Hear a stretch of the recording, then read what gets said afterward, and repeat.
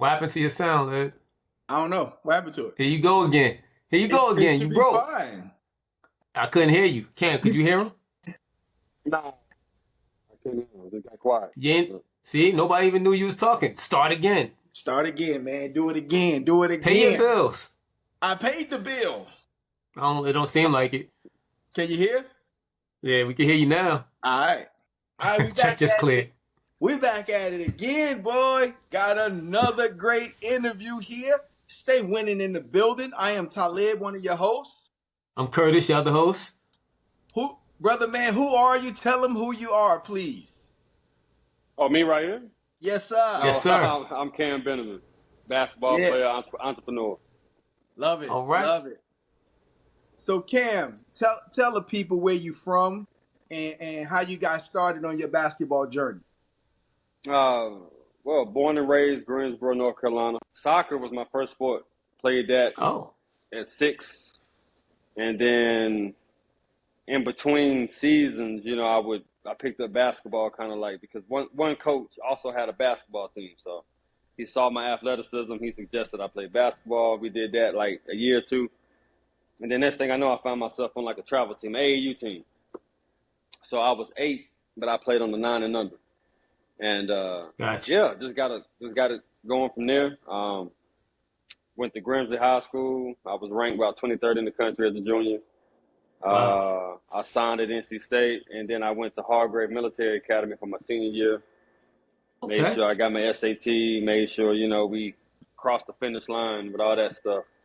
And I went to NC State 4 years, and then 2002 through 2006, and then after that, just being professional. Been all over the place, 12 countries, 14 seasons, 2 cups of coffee with the NBA, 2 years, 2 years in the G League. So yeah, it's been cool. Nice. Yeah. So hold on, I got a couple questions here, man. So first of all, thank you for giving us that summary, man. But we're gonna get into some details here. And Okay. I speak for the fans. I speak for the people. I'm gonna ask you questions everybody want to know.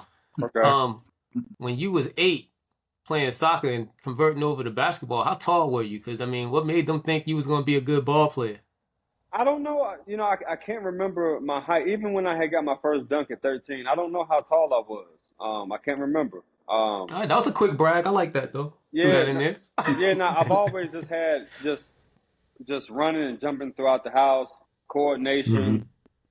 Yeah, I've always had that at a young age. And my friends will tell you when I was like, about 8 years old, we had, when you're that age, they lower the goals. Mm-hmm. Yeah. So we're on like we're on an away game. I get a breakaway. I actually try to dunk it. Oh. Almost made it. But still, it showed the ambition and the potential. Looking back on it in hindsight, I can just imagine the potential and that people might have seen, in those moments. But yeah, all of this kind of stuff was what cultivated the attention that I got from some of the local coaches, and they just highly suggested that we do bigger and better things, at least try. So, yeah, that's crazy. So, I want to ask a quick question, Liv, and then we bounce over to you, because I'm thinking to myself like, all right, dunking is a great skill, but a lot of times it's helped by height. And so what I want to know is, how old were you when you first finger rolled? My dad is an old school guy, so the finger roll thing, that was at an early age, man. That was first and foremost, Clyde Drexler. I know all about George Gervin. I wasn't the biggest Iceman fan, but, Clyde, I love Clyde Drexler, the way he did it. But yeah, my dad made that. He made sure I knew about the finger roll first and foremost when I was a kid. Yeah. So were you finger rolling at 8? If you want to, I was always focused on dunking. If I'm finger rolling or something like that, it's because I'm trying to show off for my dad. But I'm trying to flush it, man. Yeah. Gotcha. Yeah, now I only ask that because it's intimidating, man. If you 8 years old, you show up at a game and the other team finger rolling. You're like, yo. Yeah. We want to smack boards. You know how it is. Smacking boards was a real big sign of something special. Yeah. you know, things like that. Yeah, but my dad, he made sure I knew about the finger roll for sure. That's Absolutely. what's up. Yeah. So there's two questions that come to mind for me. I want to stick with the beginning and the early parts of your development, right? So in high school, you was ranked pretty high in high school. What was it when you was in high school that made you go, okay, I can actually take this to the next level and play at a high Division I program? Was there a game that you just kind of showed out? Was there a moment? What was that for you to make you go, you know what, I could play on the next level? For me, I've always, it goes back to that athleticism. You know, my athleticism was off the charts. You know, and I tell kids all the time, you know, you have to, at a young age, I understood what I could do well. I understood what I could do versus what others couldn't do. And I made it a point to make sure that that after every game, there was something that I did that made you remember me, whether it was just this crazy rebound or this crazy block or something like that. It had to be, I had to leave an imprint in your memory athletically and let you know that I'm a little different. You know what I'm Right, saying? right, And I understood that at a young age. So for me, as far as when it clicked for me, it was just knowing that if I get to that spot on the floor, there's nothing nobody can do. right. You know what I'm saying? Hmm. Once I knew that I had certain spots on the floor that if I got to, it didn't matter. That's what clicked for me. Mhm. As far as the bigger picture, like I said, man, I just can't. I can't take all the credit. And if you're talking to any athletes that speak on their process as if it's something that they done or can do that position them, man, listen, there's a lot of guys, man, who are good, who are better, but it takes a team. And you know, so as far as when it ultimately clicked, I had some people that was around who saw an opportunity, who knew the landscape, who saw my talent just as confident as I knew that if I got to that spot on the floor, there's nothing nobody could do. They felt as equally as confident to take me or us and get in a position. You see what I'm saying? So Right. it's the same mentality. So when these things kind of combine, I think we all realized that we were on to something because now we find ourselves in these tournaments playing against the best, and Hmm. we holding our own. In fact, we took the limelight. You know what I'm saying? Like we're really like we're coming back home. You know, when we started out, we was just kind of like this talented kid. One summer circuit, I go out and come back, I'm ranked 23rd in the country. You know what I'm saying? Nice, And nice. Yeah. we're going up against all the big names. My class, I mean, we talking about Rashad McCann, JJ Redick, Amari Stoudemire, Melo. Like Yeah. Yeah. we had a very tough class. So yeah, man, good memories, good memories. I saw that like on your I want to say your junior year or sophomore year at state, you were ranked in the top 100, right? Like Amari was number 1 and Carmelo was number 2.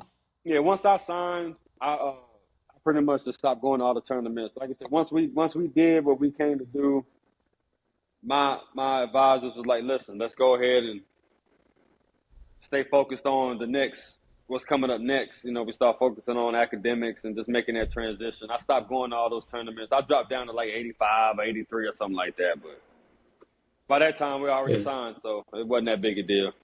Yeah, yeah. So you went to Hargrave for your senior year? Yes, sir.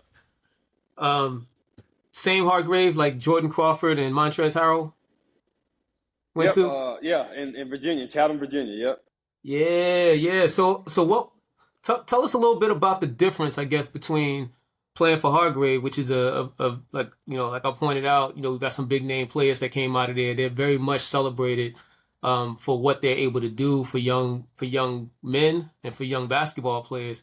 What was the biggest differences for you going from your high school to Hargrave, your first high school to Hargrave, Grimsley to Hargrave, Grimsley, right? Yeah. Grimsley. Yep. Well, it was a military school, so you know you're waking up to trumpets. Mm. You know you got your clean shaven, you know, low cut. You're wearing a uniform, stuff like that. You got a 10-pound rifle. Um, You know, if you get in trouble, you got to walk the bull ring in the middle of the whole school, like this big white square. So like the level of so I guess, you know, we're talking about structure and discipline. Mm-hmm. That was the ultimate difference. In public school, you know, it's you know, wear what you want, come as you are, you know, you can just kind of dog it, I guess, you know, if you will, you kind of get away with it. You just kind of blend in, you just get lost in the shuffle. That's not happening at military academy, mainly because it's expensive. It's a cost to you being there. Yeah. Somebody's paying that cost. There's an expectation. There's a demand for excellence for the kids to achieve. So they're going to make sure that happens. So Yeah. yeah. So all of that, we was under the microscope every day. You know what I mean? But for me, I was a senior. I was a senior in high school as opposed to a postgraduate. So I Right. didn't play. I didn't play on the high school. So at Hargrave, you have middle school, and then you have high school, and then you have postgraduate. Um, while I was still in high school, on a scholarship to Hargrave, I played on the postgraduate team. So Oh, now that's we're amazing. right. So now we're playing against. That's how you play against your Carolina JVs and your VMIs and your Oak Hills and stuff like that. That's a different category of competition. But they still had the regular high school level there. I didn't play on that. I got a scholarship to go to Hargrave to be on the postgraduate team as a senior in high school. So, Yeah. right. It's kind of a difference. Some guys are there as a senior, some guys are there as postgraduates, but we're all on the same team. Right. No, that's big. That's big. I understand exactly what you're saying. And Yeah. it seems like, I mean, considering you were 8 years old playing on the 9 and under team, you seem to always play up a level. Yeah. Yeah. Yeah. Do you think that affected your development how did it affect your development? Better question. Well, I think like after a while, you know, see how what you just highlighted was like this repetitive thing, you know what I mean? So like for me, like kind of what I look at is like many ways to answer this. That's a really good question. I think a lot of times, whether we realize it or not, it's what like whether I knew it or not, the situations that I was being asked to be in, I had it already. You know what I'm saying? I had it to give it. And that actually followed me all the way through my professional career as well. You know what I'm saying? I found myself being on these teams for a reason. You know what I'm saying? While other Mm-hmm. people kind of have like other like scenarios, I always found myself to be that X factor guy, that make or break kind of guy, that glue guy. You know what I'm saying? I've always kind of found myself to be in those nooks and crannies. Um, I guess for me, leadership has always been a big role with my family, entrepreneurship, things like this. So again, this is what's in my DNA Yeah. already, whether I realized it then or not. And I just think that just in a in team dynamics, you know what I'm saying, roles are created, and it's just kind of something that I guess a role that I carved out for myself. So after a while, man, you know, you just become, you're used to things not being easy. You're used to a challenge. You're used to having to roll your sleeves up. You're used to having to speak up. You're used to having to lead. So I guess this is kind of how those situations kind of affected my development. After a while, you just kind of get used to it. You know what I mean? And you got to rise to the occasion. You know what I mean? Yeah. Yeah. So there's a point, like you spoke about your dad and want to impress your dad. And then you talk about the structure and the discipline of the military school. With having your dad and knowing that he's kind of watching over you, was it an easier transition sliding into that kind of a structure? Because sometimes, you know, when you grow up, sometimes when you grow up without a father, there isn't that much structure. There isn't that much discipline. So when you go into a military school or you go into the military, that can kind of shock your system to where it kind of throws you off. But it seems like you was already not only prepared for it, but you were ready to go. You just kind of hit the ground running. Yeah, you touched on a lot of things there. I think again, whether you realize it or not, yes, I wouldn't have connected those dots unless you presented them to me to connect. But yeah, I would say so. There's a lot of kids out here they don't have to deal with that at all in their day, week, in their life. So all of a sudden they find themselves in a situation where they have to deal with it. Maybe they struggle with it. So yeah, I guess so. Man, I respect my parents. I respect my father. I respect my mother. If I didn't listen to them, there was a consequence. You know what I'm saying? There was a price to pay. You know. So yeah, I would connect those dots. Yeah. But also, I've always had a vision. I've always wanted something. I've always had I aspired to be something, always, before I picked up sports, before I started with sports, I wanted to be a journalist. I used to walk around the neighborhood, again, this imagination, this very innocent, childlike state that you just find yourself doing things, and you really are curious and you enjoy doing it with no motivation at all. I like journalism. I like writing and reporting things and stuff like that. So I really embodied that. I saw sports. I embraced that. Forget soccer, basketball. I like that. I embraced that. So I've always had that aspiration. But yeah, my dad and my mom was always there. You know what I'm saying? So I could connect those dots. I would agree. Yeah, love.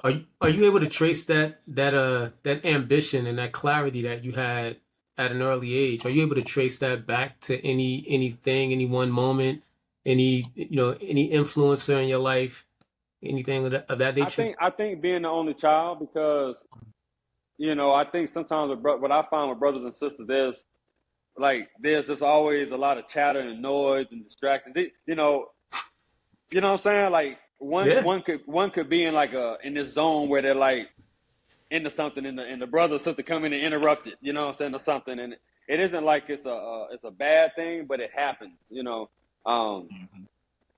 Me as being the only child, I've always been able to explore in depth my thought. There was, and then there was never nobody to blame it on. If I spilled something, I couldn't blame it on anybody else. There was no escape.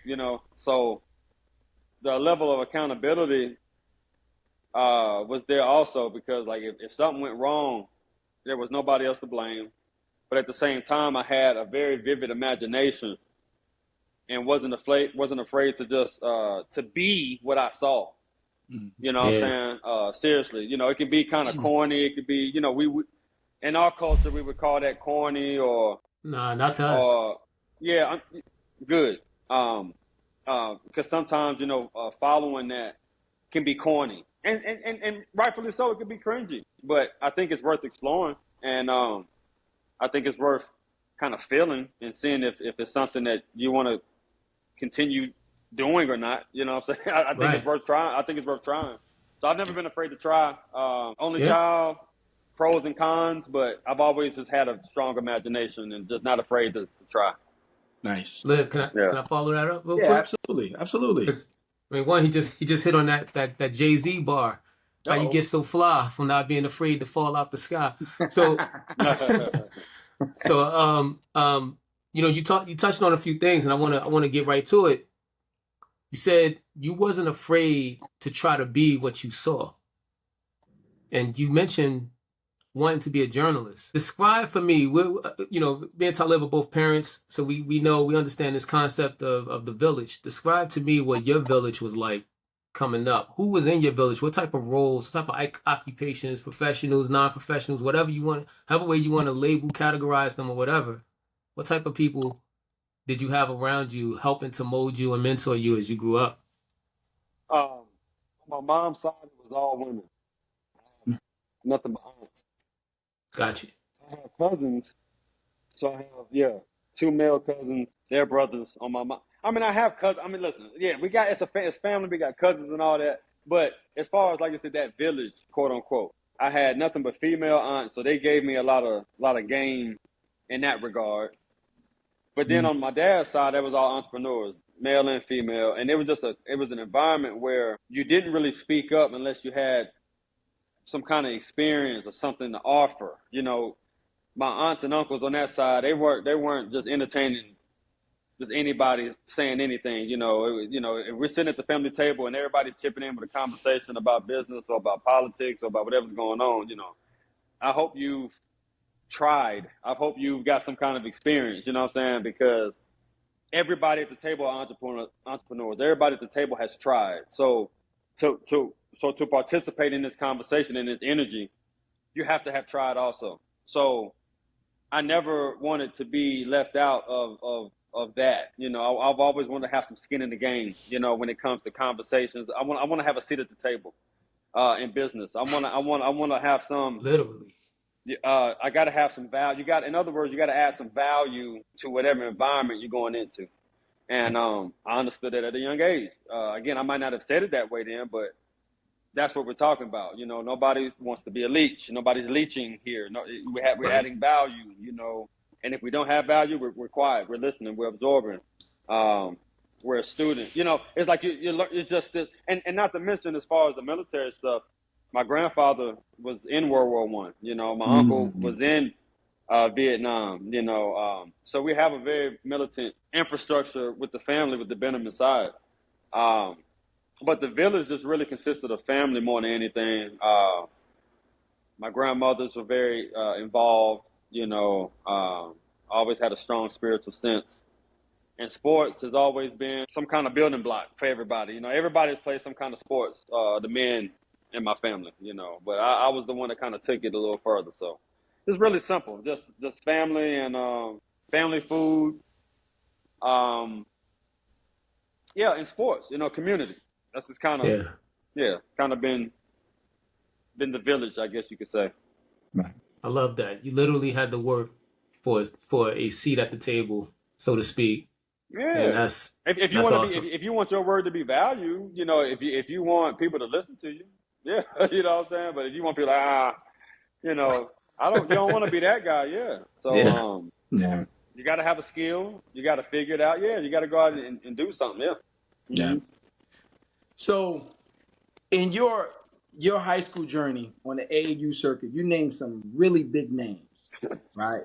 Talking about Melo, a lot of these guys, right?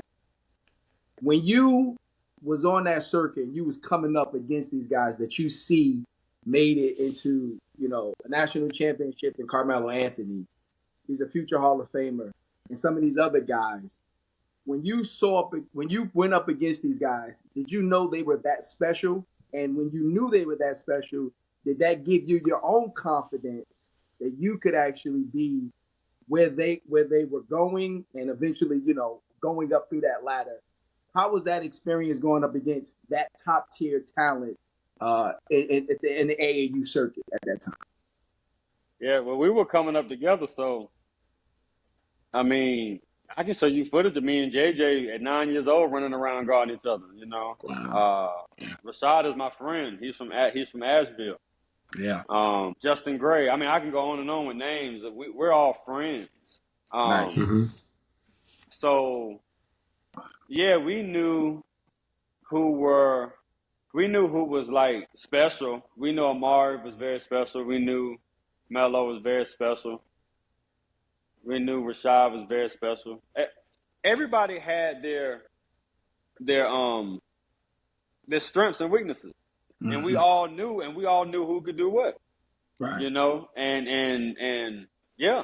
So for a player like me, Rashad, I mean, he'll tell you like, Cam, you know, you too humble, man. You don't talk. I said, Rashad, I'm comfortable with my career. I'm comfortable like with where I fit in the game. You know what I'm saying? They're bigger names. They're bigger careers. There's bigger stat lines. You know, to highlight and glorify and talk about.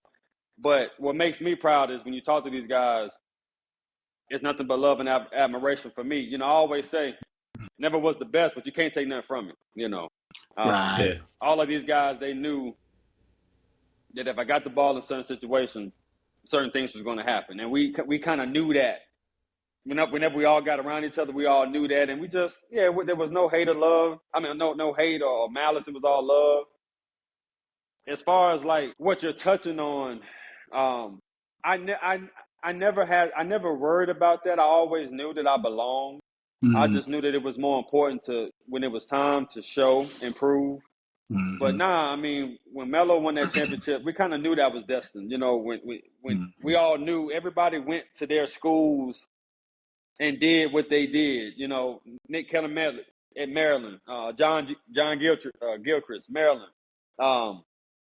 Everybody had their own narratives and battles at their schools. So it was cool, man. I mean, we all belonged. We all had our own confidence. Nobody felt like they didn't belong. But Amari, Melo, they were very different. I mean, come on, they were giants. You know, their bodies, they were very mature. Yeah, they were different. Yeah. That's Amari was like what 6'10", 6'11" at like 17 years old. Yeah, he was huge early. Mm-hmm.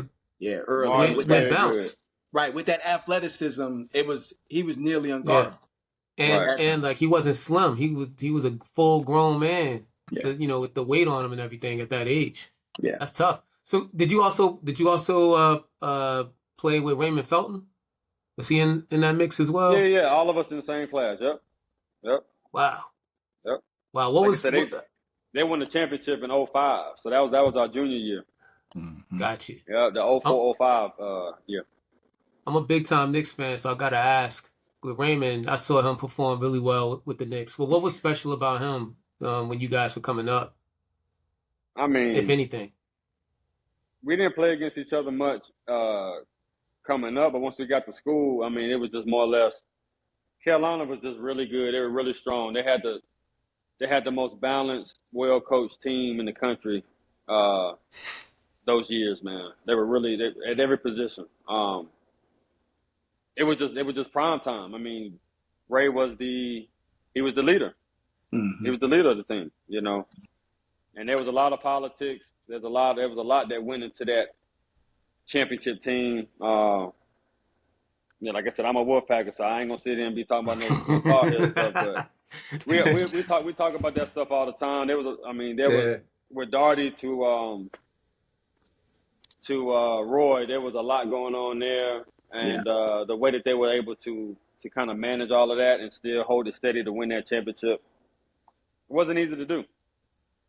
A lot of egos, a lot of pride. So let me ask, what made NC State the school that you chose? What was it? I know you probably had a bunch of other schools. Yeah, my dad and my dad, because I'm gonna make sure.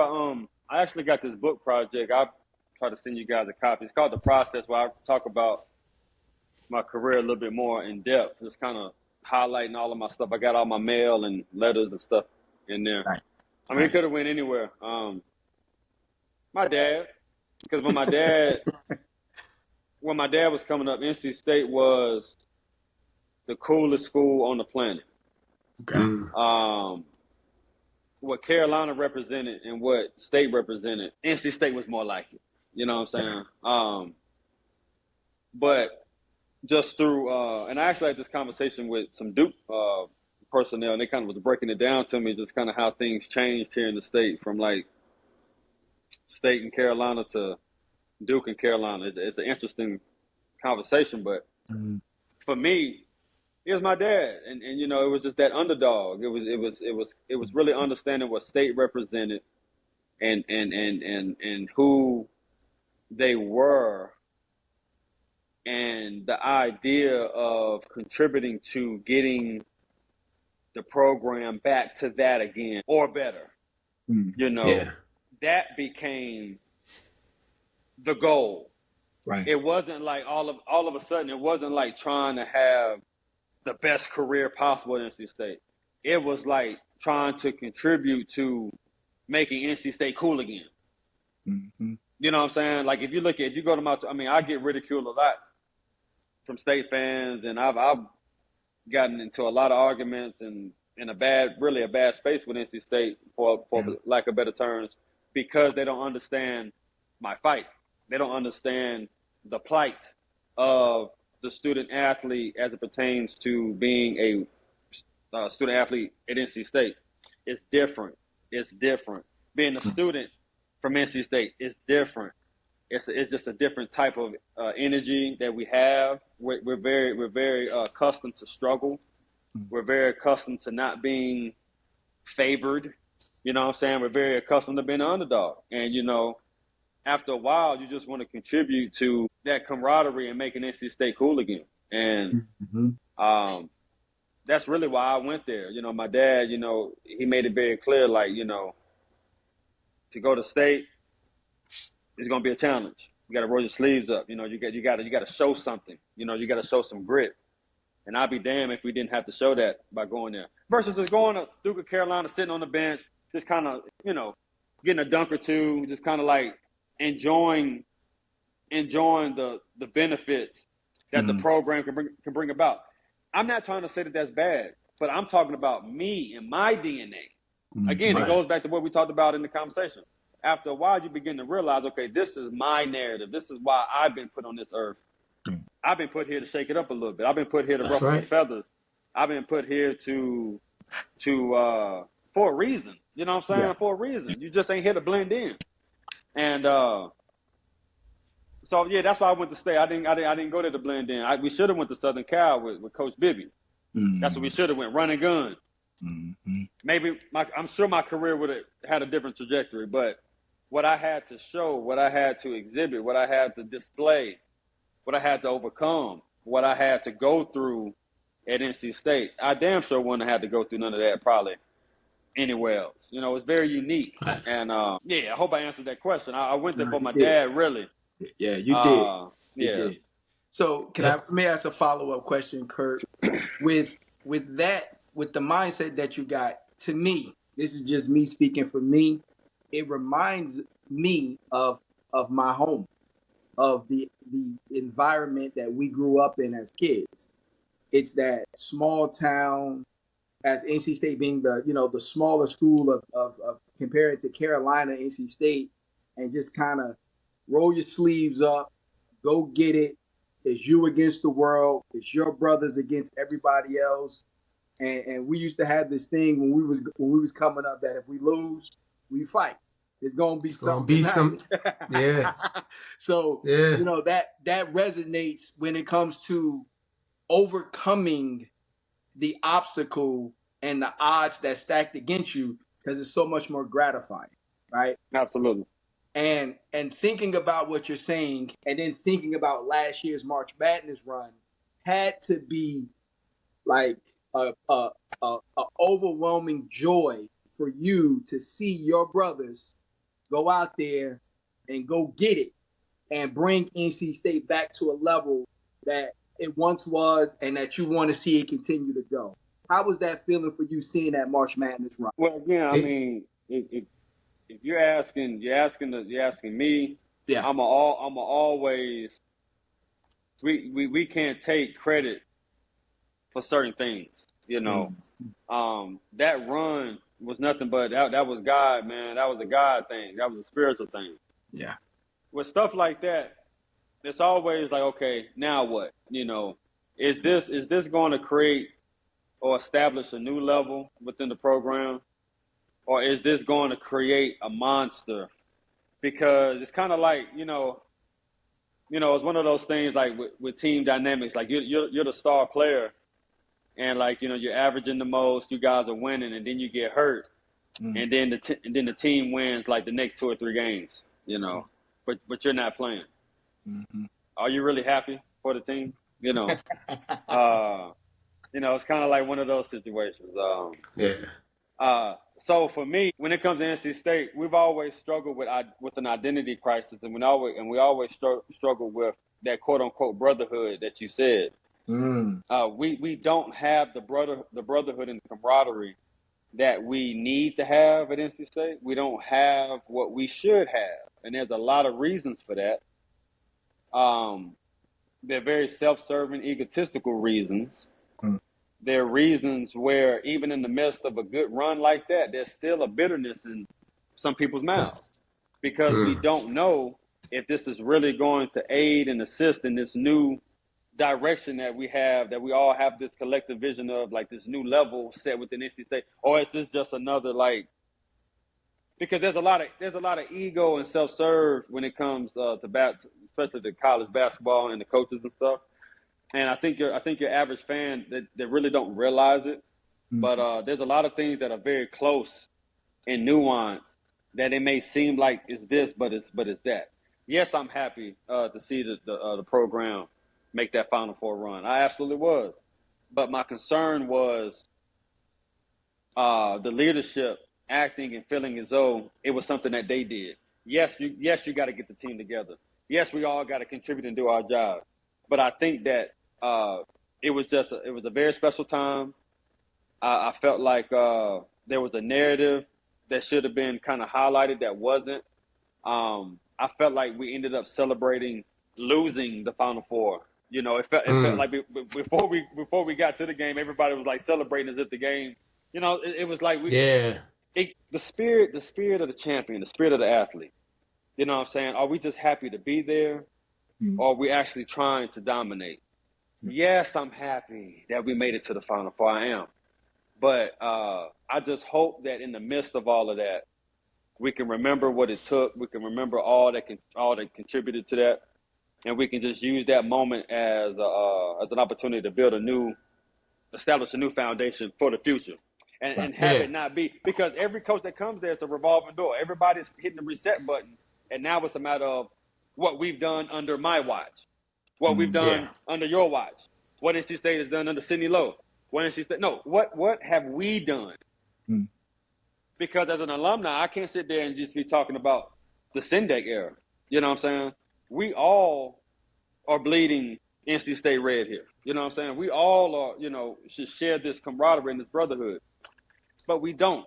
And so I'm hoping that from last year to this year, a new foundation has been set, and I'm looking forward to see what happens this year. You know, it isn't about winning and losing. It's about staying true to the journey and staying together and building that brotherhood that you're talking about. And that's what I want to see. I hope that's on display this year going forward. Nice. That's an interesting dynamic, and it does.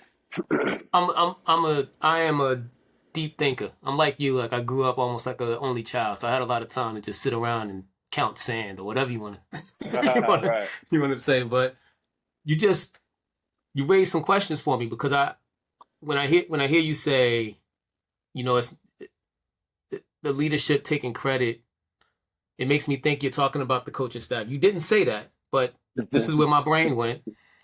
And I compare NC State, and you talk about the revolving door of coaches. You're absolutely right. Then I look at the other programs, Carolina, and the continuity that they've had at the head coaching position. Duke, the continuity that they've had at the head coaching position. I mean, Duke is in a class by itself right now as far as that continuity. You realize that might be a contributing factor to year over year being able to put together a team that can match that bar of excellence that you're talking about resetting, right? Like, we've achieved. What might be? You talking about the revolving door? It might, I'm saying the continuity at the coaching position might be what's necessary to sustain that bar of excellence, right? Because every time you change your coach, you're basically resetting the program. Absolutely. Especially when you look at Carolina and Duke, and again, the question is just a simple question: how many of our alumni is really involved in NC State basketball? How many alumni do you see that's on the bench at Duke and Carolina? How many alumni do you see involved? A lot of them. All right. So now we're talking about culture, brand identity, all of this stuff. We don't have that at NC State. I'm gonna tell you one of the most like insane facts, because I'm a real big like fact guy. I go back and I do a lot of digging into stats and stuff. Buzz Peterson. He's one of the biggest Tar Heels ever. Right. He was player of the year in North Carolina when he was coming out of high school. He went to Carolina. He's from Asheville. He's Michael Jordan's right hand man. Even now, Buzz coached at NC State for 2 years. He was on the NC State basketball staff for 2 years. And while some may not think that's a big deal, guys, come on, man. Like, that's just unheard of, you know. There's no way Carolina would let one of us coach on their staff for 2 years.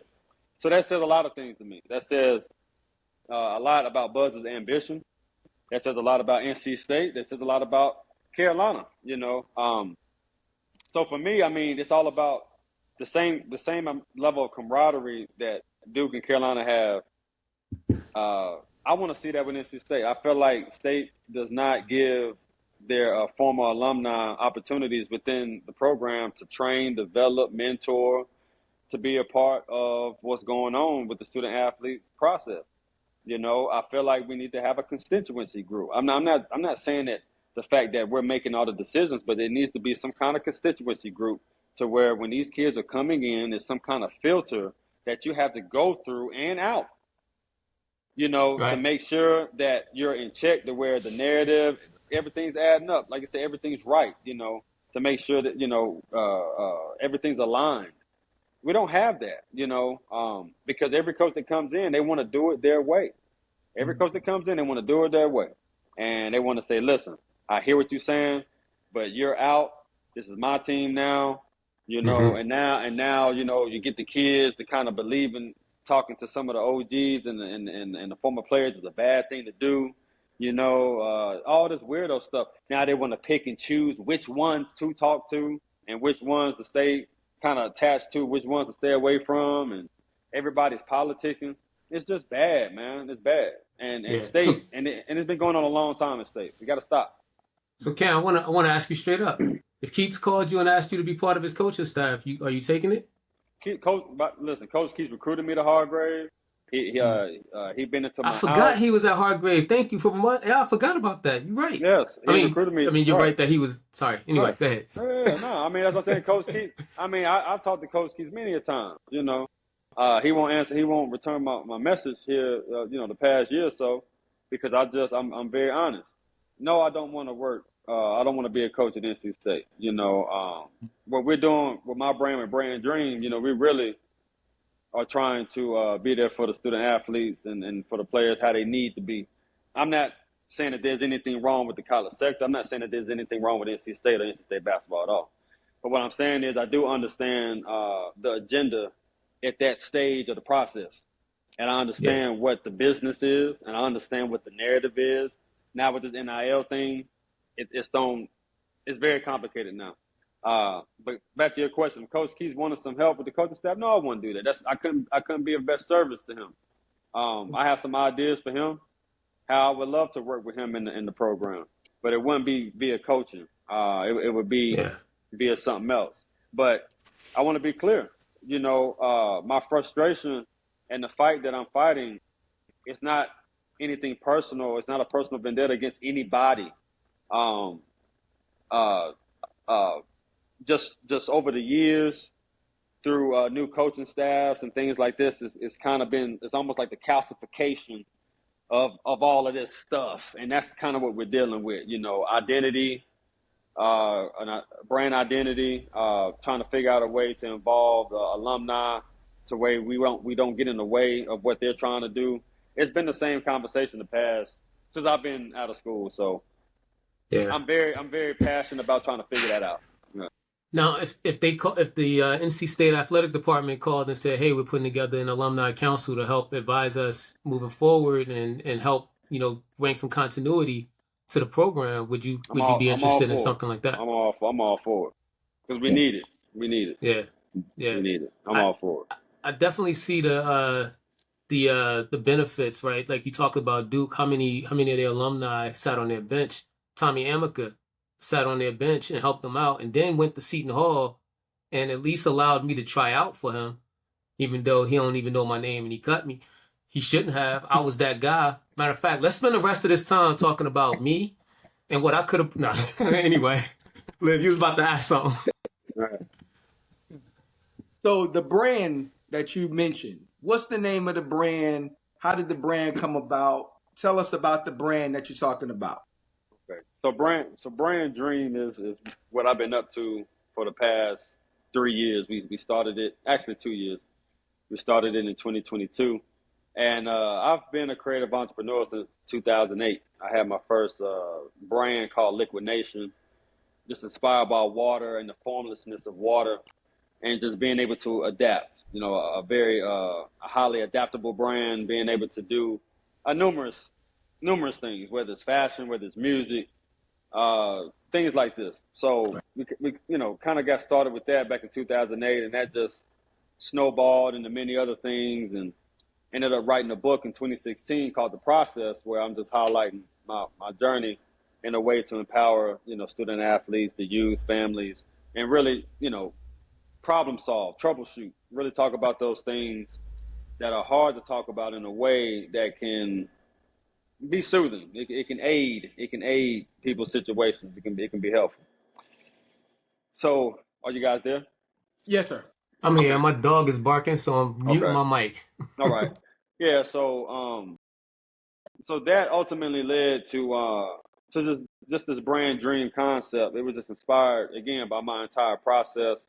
Me being in NC State, the culture that we have there, every case, climbing the ladder, cutting the nets. This whole narrative was just very inspiring, and I wanted to make.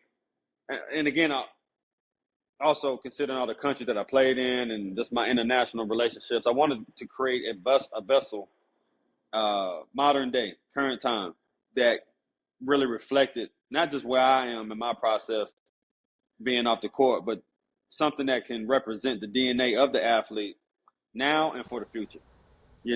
Something that can represent entrepreneurs, something that can represent uh, anyone with any dream, any kind of vision for themselves, any kind of aspirations of being better. A brand that can really represent that. Instead of us, when we wear, and again, I love Jordan Brand, but when we wear Jordan Brand, we're wearing his identity. And there's nothing wrong with that because he's the greatest. But what about a brand that represents our identity? What about a brand that represents our dream? So, I wanted to create a brand that really stood for the dream of the individual, really represented the globalized concept of dream. And yeah, we got some awesome things in this store starting summer 2025. So it's been a slow grind. We're doing some really cool things. But yeah, it's been a slow grind. And next summer, this upcoming summer, we got some pretty cool things in the works. Nice. Awesome. Looking forward to checking it out, man. Tell me something. How do you capture that spirit that you just described? That spirit of the dream for everyone. For Like me, what Luca. for for me, it's a matter. It's hard. It's hard to capture it. I think it's better to provide a platform for it. Mm-hmm. Got it. I think that's the smart thing to do.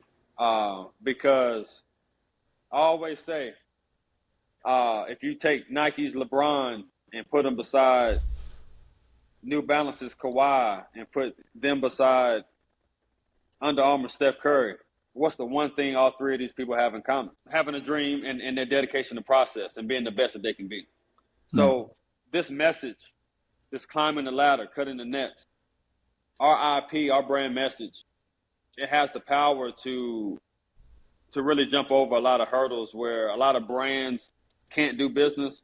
We create a lot of avenues and opportunities for that conversation to exist in a new way.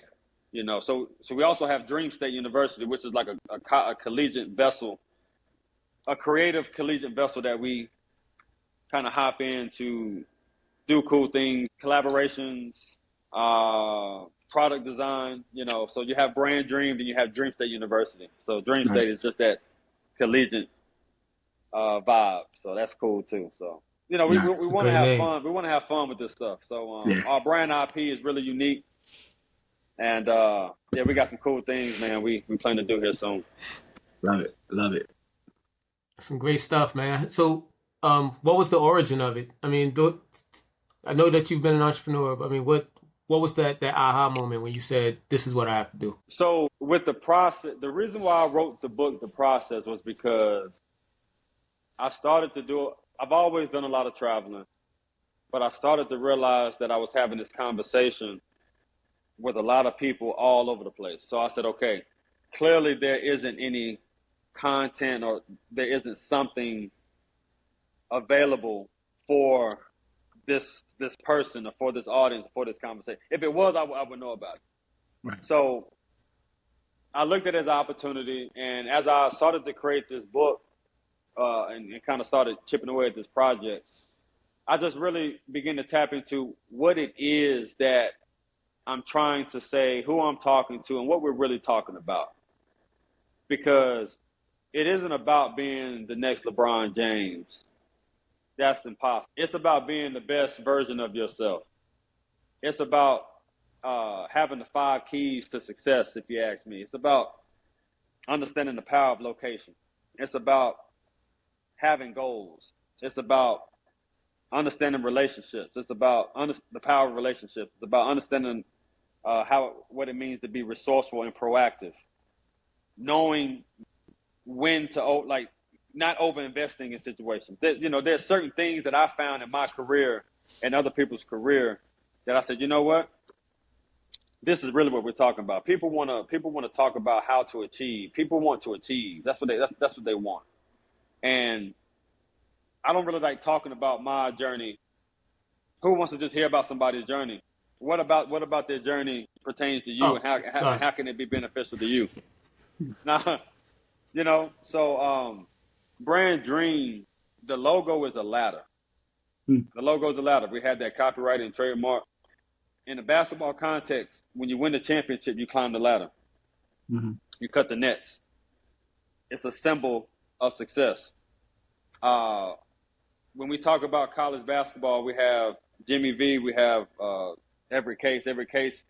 He's from Indiana. This is a whole nother story. He brought down the tradition of climbing the ladder and cutting the nets. He brought that down to NC State. That's where that started. The player spotlight, the noise meter, the climbing the ladder, the cutting nets. This is NC State tradition that we started at NC State. That's awesome.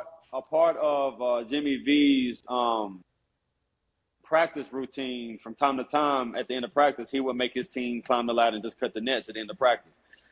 He would get them in a habit of just doing that. Again, you asked me, if you can see it, you can be it. Right. So these were things that, from Jimmy V being the ultimate dreamer to Every Case, this just so happens to be a part of my process. Like the fact that I went to state. These are just crumbs that are left in my room, if you will. So me being the creative that I am, I think a lot of times when we talk about business and intellectual property, I think a lot of times we get very uptight on IP and making sure nobody else uses our logo or uses this or uses that. So we don't want anything. We don't want anyone stealing it from us. So when we talk about this right here, how can somebody steal this? This is a book inspired by my process. Yeah. It's me. I mean, this is my life. This is my journey.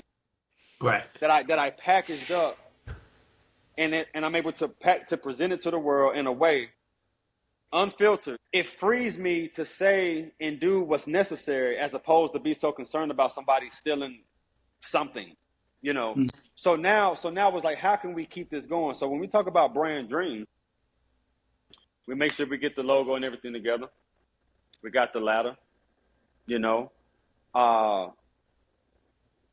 don't want to give away too many secrets as to how I tick creatively, but it became very apparent to me how this is bigger than a basketball contest. Mm-hmm. You know what I'm saying? How can this exist in a bigger context, in a globalized context? What are we talking about here? What are we really talking about? If you ask me, we're really talking about the dream. That's what we're talking about. So I just had to dig deep within myself and start connecting these dots, and I feel like we did a good job. We have some really nice products and some nice things in the future that we're planning on doing with some teams, and we have some youth initiatives. So I don't want to give away too much of like how we got to this point, but it's from an authentic and an original place, really just using what I've been through and my process as ground zero for a lot of this stuff. Even the cafe that we're in is Cafe 13. 13 is my basketball number. Right. So, and we're always trying to tell a story about home. Everything that we do from this place called the Pines. We have a retail establishment called the Pines. The pine tree is the pine cone, and the pine tree is the state tree of North Carolina, the pine. Yeah. So, so everything always ties back to home and family and stuff like that. It really means a lot to me. Nice. I love that. I love that. So, go ahead, Kurt. No, you go. Yeah. So, touching back on some of the basketball stuff that you've experienced, traveling the world. You said you did a little stunt, had a stunt in the league.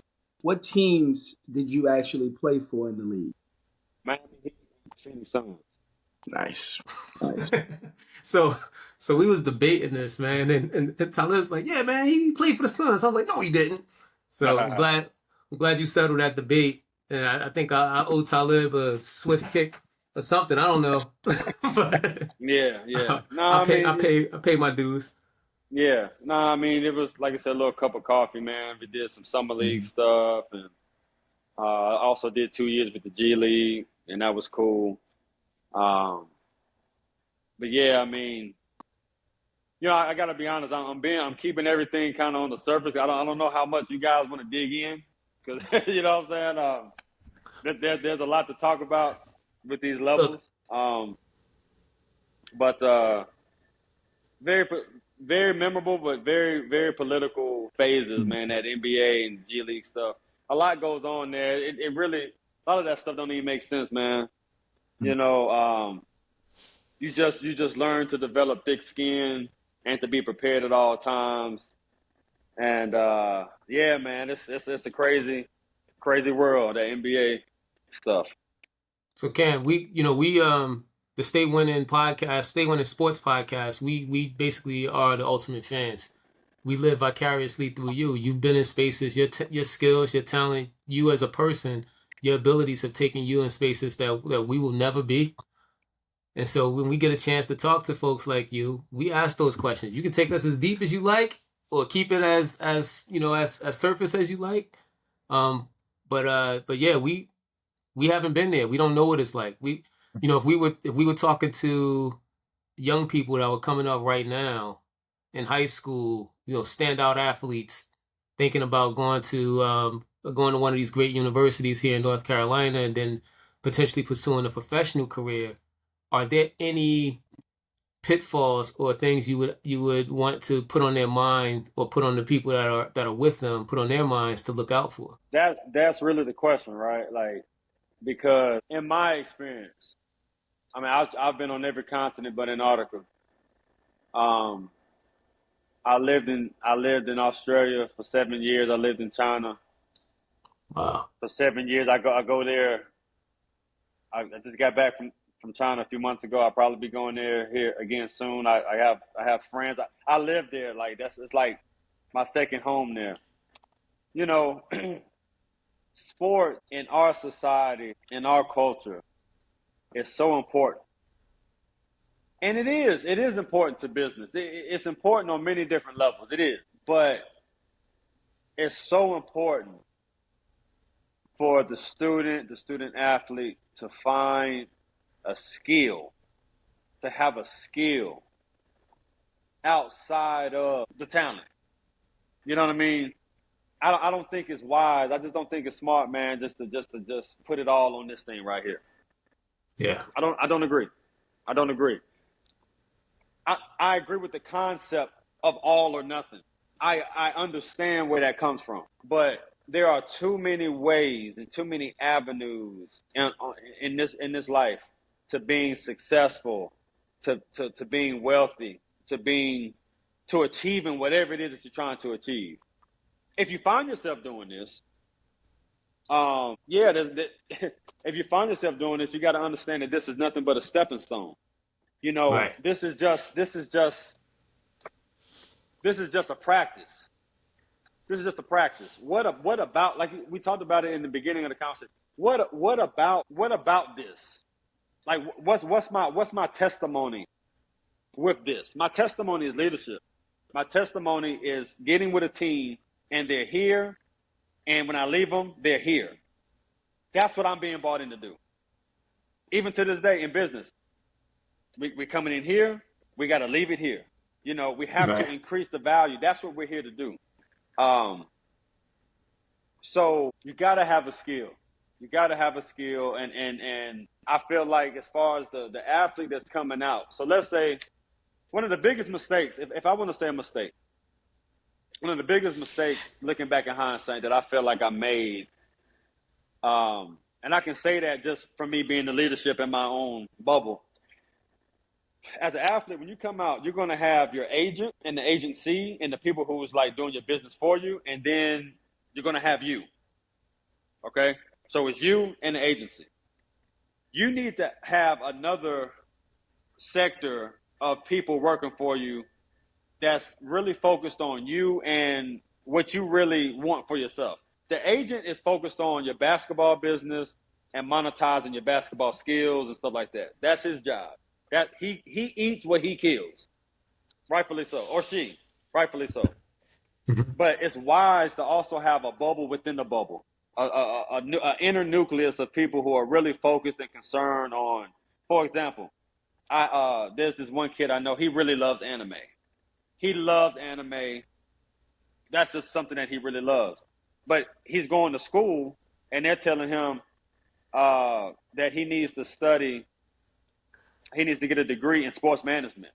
And I'm like, I know why they're telling you that, because it's the lowest hanging fruit. You're an athlete, sports management. It's very easy for them just to put you, but you don't give a damn about sports.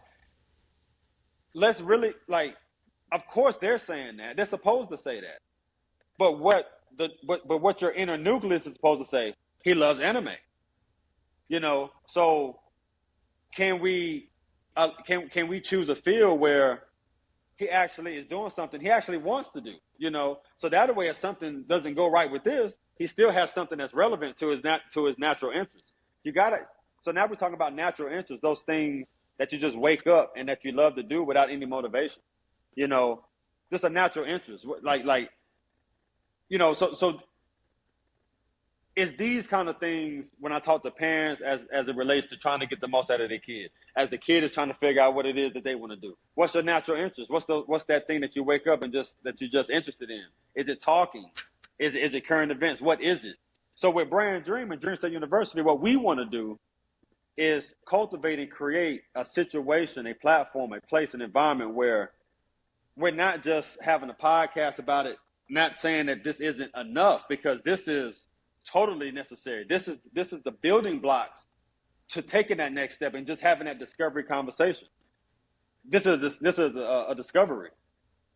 Okay, Cam, you're right with everything that you're saying, but how can we follow up with this podcast or whatever and say, okay, how can I find out more about what it is that we're interested in? Well, Brand Dream and Dream State University is here to cultivate and create an environment where you have resources and you have opportunities domestically and internationally.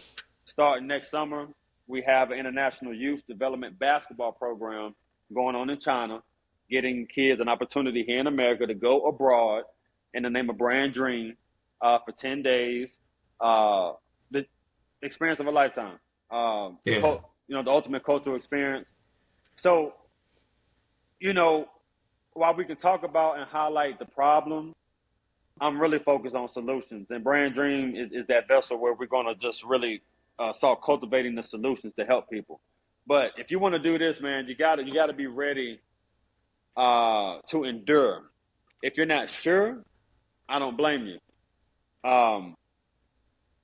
But as I tell a lot of kids, it ain't about being the next LeBron James. It's about being the best you that you can be.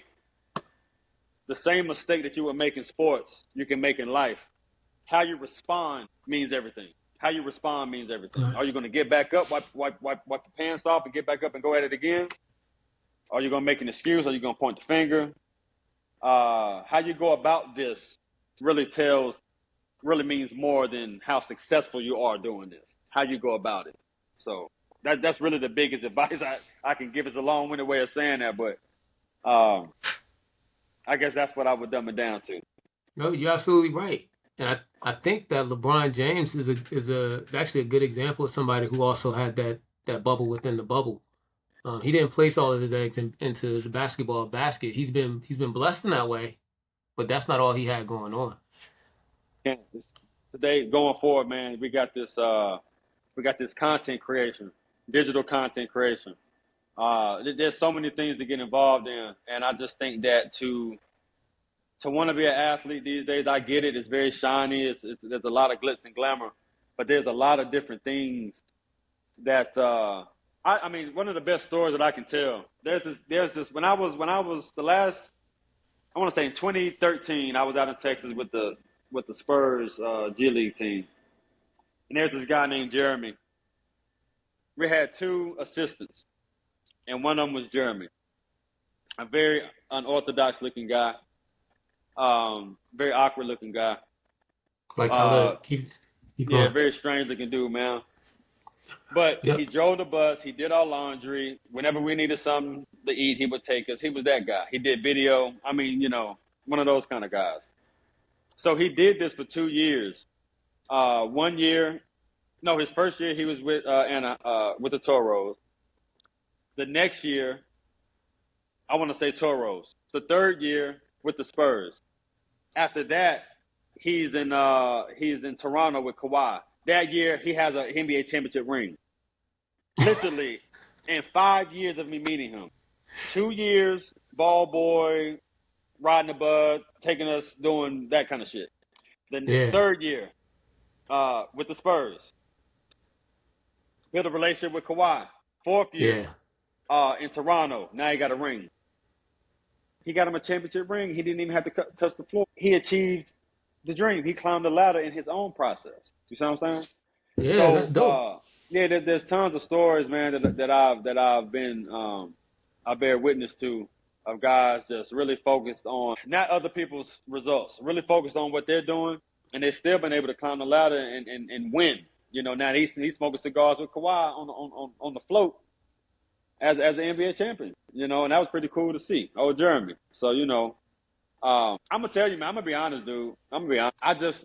The future of sports, the future of basketball, because the kids are getting paid now in college, and I mean, it's a lot going on, man. These kids are getting millions of dollars in college, leaving college to start a professional career, starting out making 50 to 85,000. Think about the psyche now.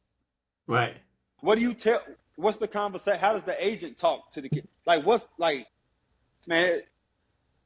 I'm more. I really think the future should not be based on trying to necessarily be and do this. I'm more interested in what this can do for you. That needs to be the conversation to me, because the business of basketball is just really getting out of control, man. I don't. It's scary, man. It's scary. It's so Yeah, scary with the NIL stuff.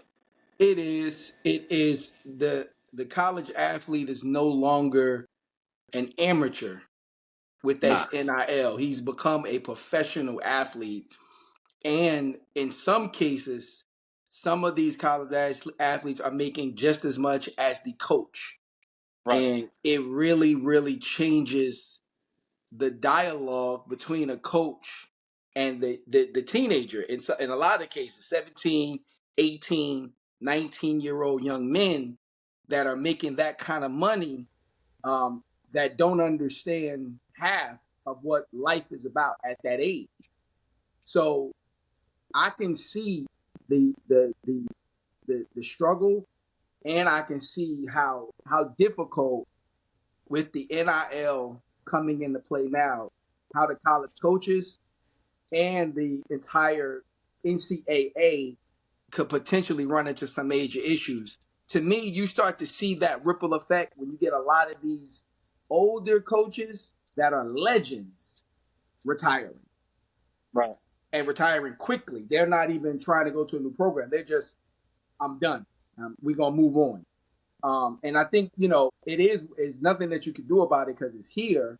The NCAA, in a lot of ways, in my opinion, has taken advantage of a lot of the guys like yourself the guys like Carmelo, the guys like, all of these great athletes, they've made so many millions and billions of dollars off of them.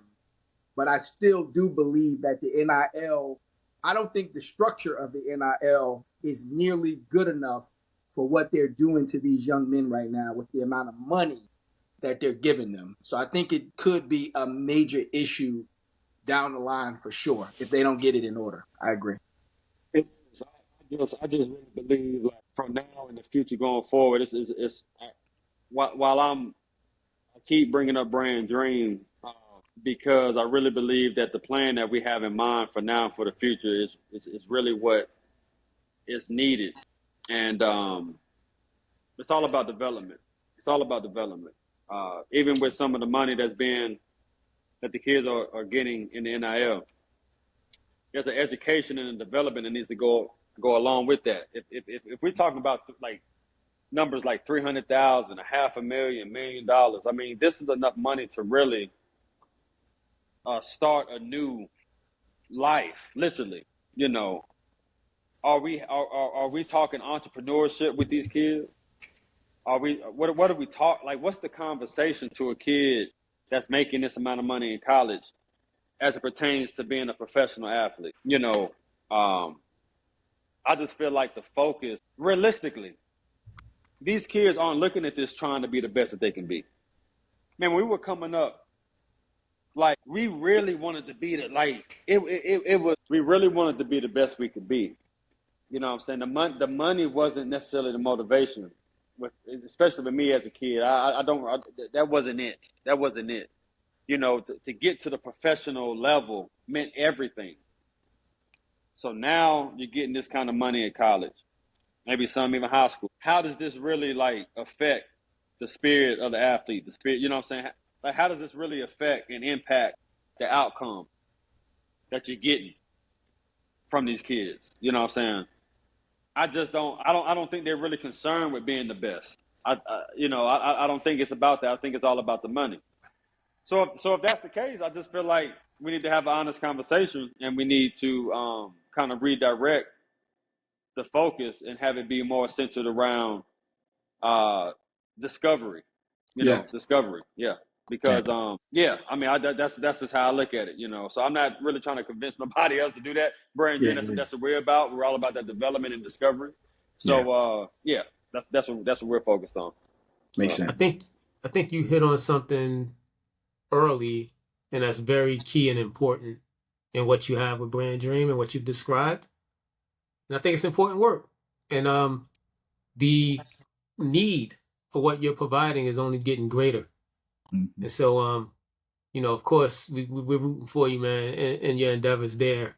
I appreciate you. But I think that it's your experience, whether it came from the sport or it came from having just a great circle of family around you, whatever it was, whatever it took you, wherever you needed to go in order to create these ideas, create the process, tie all of these things together and realize that there's a problem out there that needs to be solved. I think you saw it when it was a smaller problem. It's getting bigger and bigger. Whatever that took, man, of course, that was that definitely seems like it was already in the cards. Yeah. Yeah, because you've asked that, you've touched on this many times in this interview. I know exactly what you're talking about. I don't know why, man. I see it, and it's something that I've always witnessed in my process, and it's like, like we got people kind of around my hometown, people that you look up to, and it's like, man, if such and such would have wrote a book, I would have bought it. If such and such would have like did a camp, I would have went to it. If such and such would have started a brand, I would have bought a T-shirt. After a while, you start doing the things that just wasn't done. Like you just really start looking around the landscape and say, okay, some of this stuff just needs to exist, and it doesn't have to be. We have this like, we think that we have to do things like 50% more, or 70%, 100. Man, just simply trying push you head and shoulders above the rest. Just right. simply trying to do something. Just simply trying. This ain't perfect. But the fact that it exists and I can stand by it, and I've had people buy it, look into it, and say, "Cam, that really helped." like I say, being able to help people even a little bit means everything to me. And I never been afraid, fella. Like I'm kind of dorky, low key, right? Like I'm kind of dorky because I'm really big into like the facts. Like I'm kind of nerdy and dorky, like to a degree. So this has Why do always you, been my past. This has always been my past, why do right? you think that's dorky, Cam? No. That's I'm a huge. I'm a that's huge dork. real. Yeah, I'm a huge What? dork. Like I know it, But there's nothing wrong with dorky. You know what I'm saying? Like there's nothing wrong with it at all. But I realized that this has been my past. I've always been able to be me. I've never had to hide. I've always just been me. But when we step on the court, I'm gonna bust your ass. But I'm still me. You know what I'm saying? Like Yeah. and I don't know how we got on that, but I'm just saying it's like I want the kids to, because there's something going on in the peer group as it associates with public school and with a lot of these kids. These kids are being forced to feel different about who they are because of the peer group. Right. And I'm here to say, listen, if you're a nerd, you're a dork, whatever it is, that's totally fine. Be rooted. You gotta have a confidence and a degree of courage and confidence about yourself. All of these things, man, I just realized through this right here, and sometimes it's hard to put in words. Sometimes it's better to get out there and to show. I love being able to talk about life lessons through the game of basketball. Sometimes I made this one video one time. We were talking about how you can find yourself not really knowing what to do. You got the ball, you got a live dribble, you got to put the ball on the floor. You got to put the ball on the floor. You got to make a move. You got to get some kind of response from the defense. Being able to get on the court and have these conversations and put it in a different context makes it a little bit easier to understand. But right. I've always been courageous, and I've always seen some of these issues, and I started to see them all around the world. And I said, you know what? If ain't nobody else gonna do something about it, I guess I am. I love that, and I think right. that's a nod to your, again, to your circle, to your parents, to your dad, giving you that grit. I think part of the reason why you wrote that book, The Process, is because you needed to, so that you could have something to say that people would respect at the dinner table. I mean, it's all full circle. These are things you shared with us, man. So I tell my kids this, by the way. I like that. It's pretty dope. I like how you connected that. Yeah. I tell my kids something. My kids are a little bit older now, but when they were younger, I would tell them, you got to know who you are, because if you don't, the world is going to tell you who you are, right? Totally. And so I let my kids go out. I tell my kids, they go out there and they got to dictate to the world, their identity. They are who they are. It's not for the world to figure out. They already know it. And I think that's kind of what you're helping young people do in the kind of messages that you're putting on. What you've done for yourself is, you figured out who you were. And like you said, you're dorky. That's your words describing yourself, but it's not you knocking yourself down. It's you saying to the world, like, look, you might label the type of thinking that I do, the type of creativity that I bring to the table, the type of entrepreneurship that I practice. You might label that as dorky. So I'm going to use that word, but I am who I am. That's it. Right. That's the bottom line. And I think that's an important message. Yeah, and as you start walking into different rooms, what happens is, man, especially in fashion, the fashion industry the fashion world don't like anybody using their cachet in other industries and leveraging that to do stuff in their industry. Mm-hmm. They don't like that. So they look at athletes coming in. You see all the scrutiny Kanye West goes through. Yeah. And he's elite at doing that, and they still try to box him in as just kind of being some rapper or entertainer that just wants to make clothes. You see, like Jordan is pretty much one of the best to do it, but Jordan's not, he's not like going to the fabric shop, like filling fabrics and designing and like sketching and like doing cut and sewn and stuff like that. How many athletes do you know that are really hands-on like this? Like this isn't cookie cutter stuff. Like I didn't pay like somebody else to like write this for me. I wrote like everything that we do in this ecosystem is hands on. Cam, aren't you touching on the difference between Michael Jordan, making over $1 billion with Nike versus what Nike made on him. Right. That's what I'm trying to say. Like, like what with the money he's made, he could easily break off and just do his own thing. But there's comfort in using someone else's resources. I get it. I totally get it. It's nothing but a licensing deal. My name, image, and likeness. You can use it. You pay me a royalty. Okay, I get it. But we're talking about really being able to do something different. You know, being able to make a book that comes from somewhere, and then have it be birthed into a tea, and have it, but have that be something, and then we take this, and now we got a jacket. I don't have that here. We just keep expanding. We just keep expanding in a certain kind of way. It's very hands on. Like it's not about somebody else's identity. It's about you realizing that discovery and bringing about something new, and then providing you a platform to be experienced and seen and heard in a new way. Yeah. I mean, dude, I really enjoy it, and for athletes getting involved, I think that's kind of one of the biggest messages I want the kids to also understand too, man. It's like just you got to fight to not be boxed in. People are going to want to box you in, and this doesn't just go to the black athletes; it goes to the white athletes too. Whatever your color is, you know, people are going to want to box you in to just being an athlete or just being one dimensional. You know, it's how you use this and leverage this. So if you play a good game and you got to do an interview in front of the microphone, be articulate. Don't use the opportunity to show another dynamic to you. Use every opportunity to show a new side and a new hue of you, a new flavor. You know what I'm saying? Put your best foot out there at all times. There's always somebody watching. You go to the YMCA, you just farting around. There's people up on. There's always somebody watching. Yeah. Always, you know, it's just certain things. The kids have just gotten so, or the leadership as it pertains to it, has just lost sight of the details. Mm-hmm. There, you know, these details can make or break. I mean, my God, the details. You know, I think about certain games I've had where if I would have played well in front of this particular night, the trajectory of your career could have changed tremendously. Just one game. But this particular night, you woke up late, your alarm didn't go off. You missed the bus, you got there late. All kind of shit, you know, and you start thinking about things. Things start adding up, man. The details. Right. The details. You got to be on point, man. You know, one of the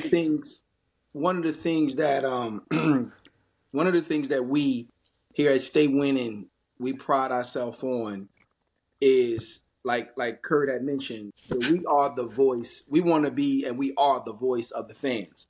So the details and the deep things that you're talking about from a community standpoint, from an upbringing standpoint, from a youth standpoint, from an entrepreneur standpoint, we want to embody that and share that all of these other major things, like you said, the name and likeness, they're not trying to talk about. They're not interested in talking about.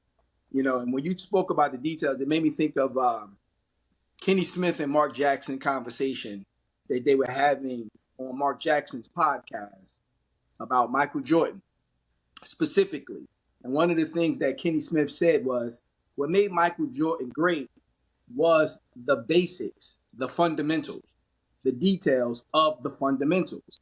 Now, his athletic ability, along with those fundamentals and his work ethic, his dedication, his discipline, propelled him to be what we know him to be, along with some other things that went his way. But it's important, like you said, the process for one. But what's most important about the process? The details, the little things, the being on time, the being committed, being dedicated, being honest, hardworking. All of those things play a major factor in the process. And man, we are grateful that you are sharing that message, because that message is what needs to be heard for all of our youth coming up. This is what it takes to get to where you want to be and be comfortable in your own skin being there. And that's most important.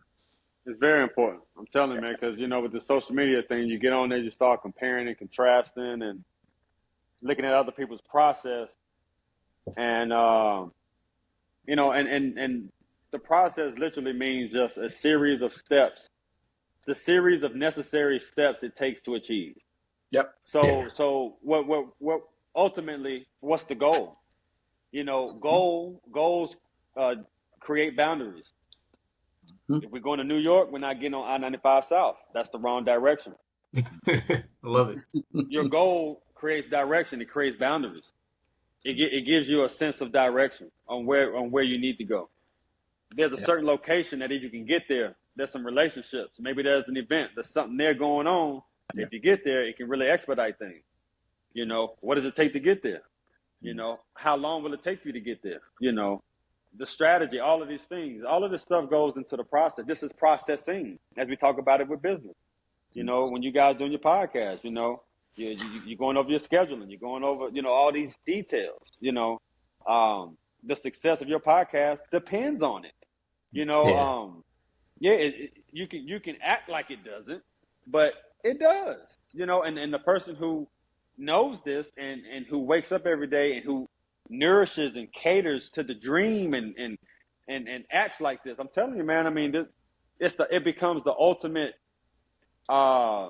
Like how you have these projects, and I'm not necessarily talking to you guys like you need a pep talk, but I get, we're talking. There's some people that's gonna be watching this.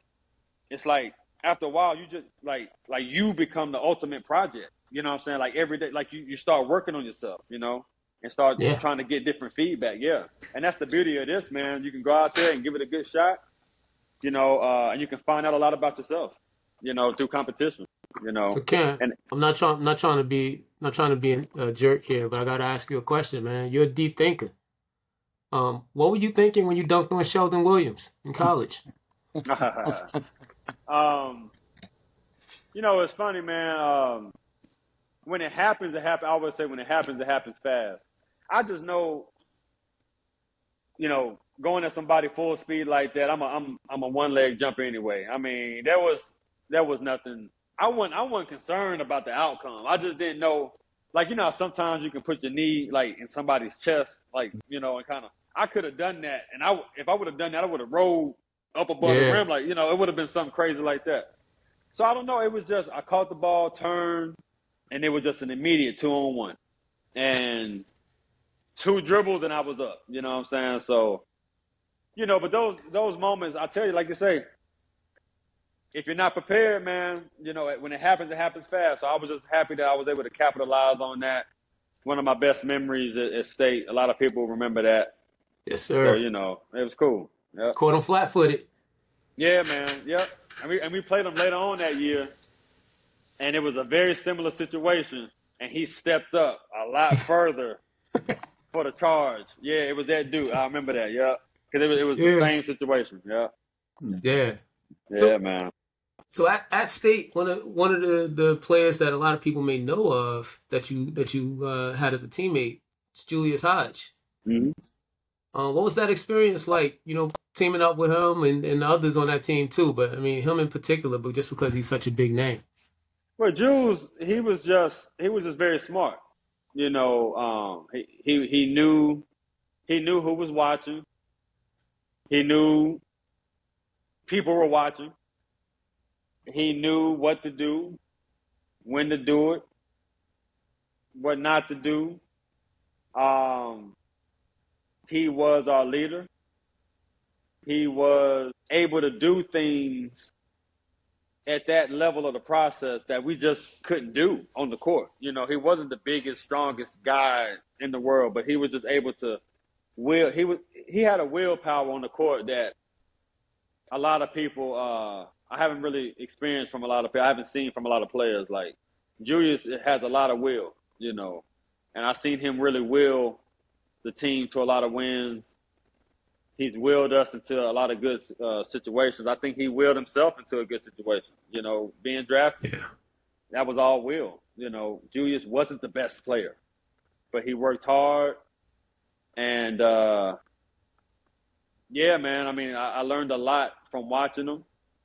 It wasn't easy for him because, like I say, a lot of that stuff, man, we just weren't able to. We didn't have the skill or the wit and being able to get it done, you know, at that level of the process. He was able to somehow get it done for us, you know. So, yeah, Julius, he was a special cat at NC State for sure. Love it. Yeah. Love it. Love it. No? Is there anything else, man, that you possibly want to share with your fans, with the crowd, man, here on the podcast? Anything you want to let them know? I just really appreciate you guys taking the time out. I mean, I just kind of I took a flight. I was out in San Diego the past couple of days, so I'm kind of tired. I'm still like adjusting, so still trying to get turned back around. But you know, we've been trying to knock this out for some time now, so I appreciate you guys taking the time out. And yeah, man, I think what you guys are doing is really necessary. If there's any help in any regard that you guys may need from the brand, anything, we're here for you. We got tons of ideas and resources, you know, for if you need any assistance. And I just really appreciate you, you know, sharing your platform. Oh, man, thank you. We appreciate it more than anything, man, for real. Yep. Cam Bennerman. Yeah. I appreciate man, you, we here. Stay winning. NC State legend Cam Bennerman in the building. Yeah. Guys, check it out. Most importantly, trust the process and stay winning. I stay winning. I'm winning, I stay winning. I did it, I stay winning. I'm winning, never losing. I'm winning, or caught slipping. I did it, I stay winning. I'm winning,